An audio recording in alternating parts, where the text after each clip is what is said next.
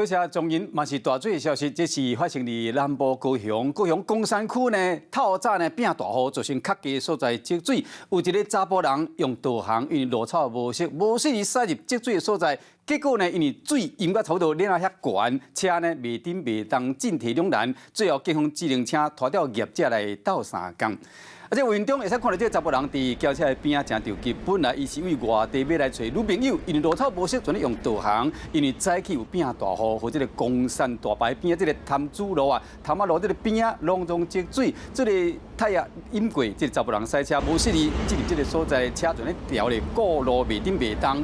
还好，加载呢，就是用这个环境到现场了呢，确认这个查甫人无安全的问题，协调这个拖吊车业者呢，甲斗相共，还是讲。中央气象局估计，这礼拜起，高雄的所在依然会阁变大雨，提醒乡亲一定要特别小心。Hello， 我是郑雅芳，想要抢先掌握最及时的新闻资讯吗？赶快订阅、按赞、开启小铃铛，锁定华视新闻 YouTube 频道。